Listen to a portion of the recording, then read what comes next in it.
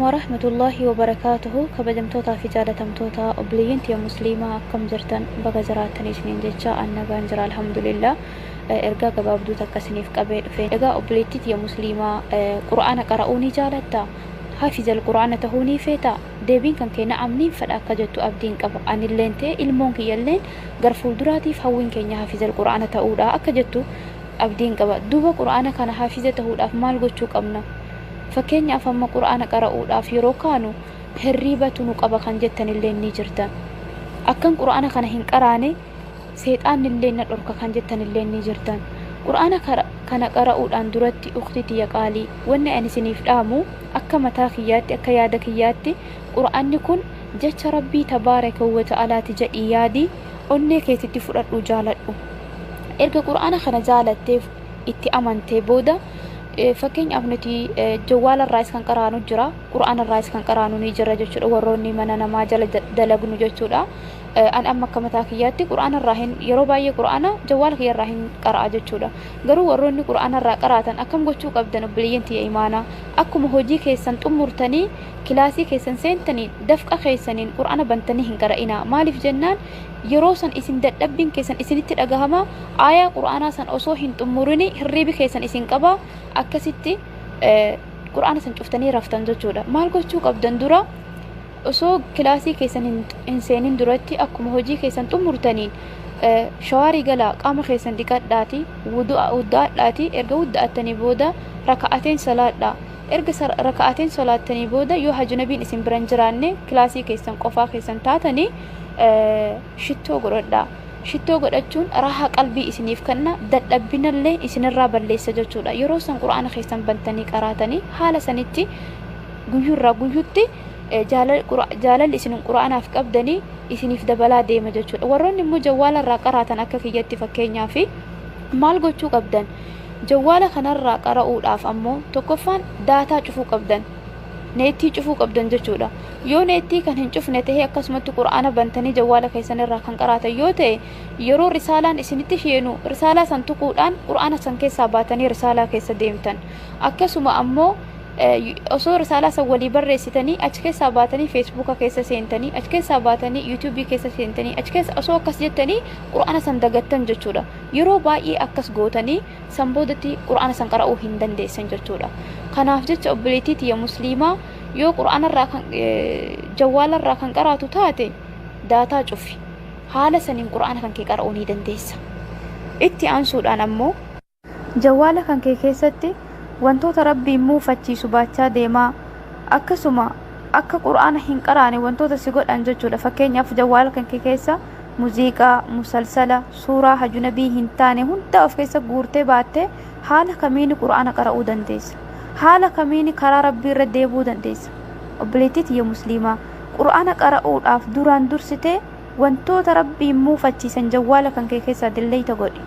humaa isin fayyadu hawwii qabda taanaan keessa kan kee qulqulleessadhu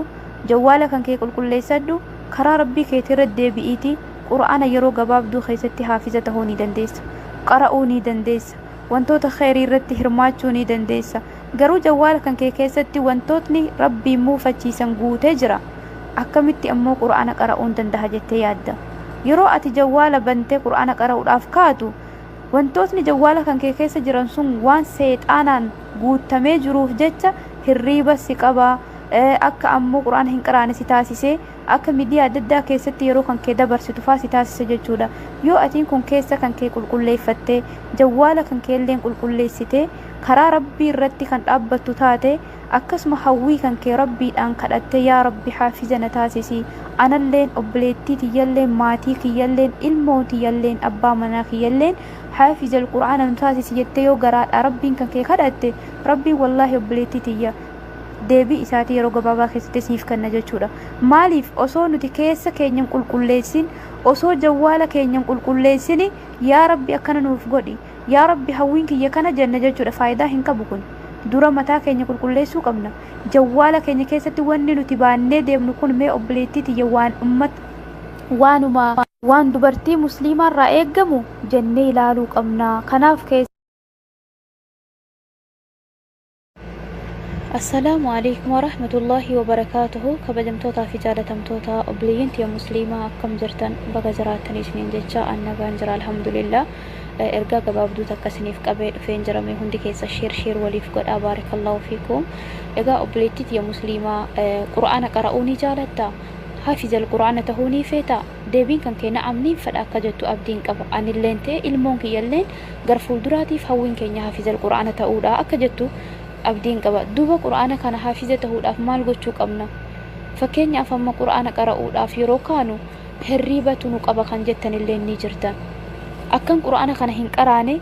سيطان اللين نتورك كان جتن اللين نيجرتان قرآن كان قرؤودان درتي أختي يقالي وانا أنا سنيف دامو أكا متاخياتي أكا يادكياتي قرآن كن جتش ربي تبارك وتعالى تجا إيادي أني كيتي تفرد وجالتو إرجع قرآن خنا جالتة إتي أمانتة بودا فكين أبنتي جوال الرئيس كان قرانو جرا قرآن الرئيس كان قرانو نيجرا جتشو وروني مننا ما جل دلقنو جتشو أن أما كمتاكياتي قرآن الراهن يروباي قرآن جوال غير راهن قرأ جتشو غرو وروني قرآن الرا قراتن أكم جتشو قبدن بلينتي إيمانا أكم هوجي كيسن تمرتني كلاسي كيسن سنتني دفق خيسنين قرآن بنتني هنقرأينا مالي في جنان يروسن إسن دبين كيسن إسن تلقاهما آية قرآن سن أصوهن تمرني هربي كيسن إسن قبا أكستي قرآن سن شفتني رفتن جتشو مال جتشو قبدن درا osoo kilaasii keessan hin seenin duratti akkuma hojii keessan xumurtaniin shawaarii galaa qaama keessan dhiqadhaati wudu'aadhaati erga wudu'attanii booda raka'ateen salaadhaa erga raka'ateen salaattanii booda yoo hajnabiin isin biran jiraanne kilaasii keessan qofaa keessan taatanii shittoo godhadhaa shittoo godhachuun raahaa qalbii isiniif kenna dadhabbinallee isinirraa balleessa jechuudha yeroo san qura'aana keessan bantanii qaraatanii haala sanitti guyyurraa guyyutti jaalal isin qura'aanaaf qabdanii isiniif dabalaa deema jechuudha warroonni immoo jawwaala irraa qaraatan akka kiyyatti fakkeenyaaf maal gochuu qabdan jawwaala kanarraa qara'uudhaaf ammoo tokkoffaan daataa cufuu qabdan neetii cufuu qabdan jechuudha yoo neetii kan hin cufne ta'e akkasumatti qura'aana bantanii jawwaala keessan irraa kan qaraatan yoo ta'e yeroo risaalaan isinitti sheenu risaalaa san tuquudhaan qura'aana san keessaa baatanii risaalaa keessa deemtan akkasuma ammoo osoo risaalaa san walii barreessitanii achi keessaa baatanii feesbuuka keessa seentanii achi keessaa baatanii yuutuubii keessa seentanii achi keessa osoo akkas jettanii qura'aana san dagattan jechuudha yeroo baay'ee akkas gootanii san boodatti qura'aana san qara'uu hin dandeessan jechuudha kanaaf jecha obboleettii tiyya musliimaa yoo qura'aanarraa kan jawwaalarraa kan qaraatu taate daataa cufi haala saniin qura'aana kan kee qara'uu ni dandeessa itti aansuudhaan ammoo jawwaala kan kee keessatti wantoota rabbiin muufachiisu baachaa deemaa akkasuma akka qura'aana hin qaraane wantoota si godhan jechuudha fakkeenyaaf jawwaala kan kee keessa muuziqaa musalsala suuraa hajnabii hin taane hunda of keessa guurtee baattee haala kamiin qura'aana qara'uu dandeessa haala kamiin karaa rabbii irra deebuu dandeessa obboleettii tiyya musliimaa qura'aana qara'uudhaaf duraan dursitee wantoota rabbiin muufachiisan jawwaala kan kee keessaa dilleeyta godhi humaa sin fayyadu hawwii qabda taanaan keessa kan kee qulqulleessadhu jawwaala kan kee qulqulleessadhu karaa rabbii keetii irra deebi'iitii qura'aana yeroo gabaabduu keessatti haafiza tahuu ni dandeessa qara'uu ni dandeessa wantoota khayrii irratti hirmaachuu ni dandeessa garuu jawwaala kan kee keessatti wantootni rabbii muufachiisan guutee jira akkamitti ammoo qura'aana qara'uun danda'a jettee yaadda yeroo ati jawwaala bantee qura'aana qara'uudhaaf kaatu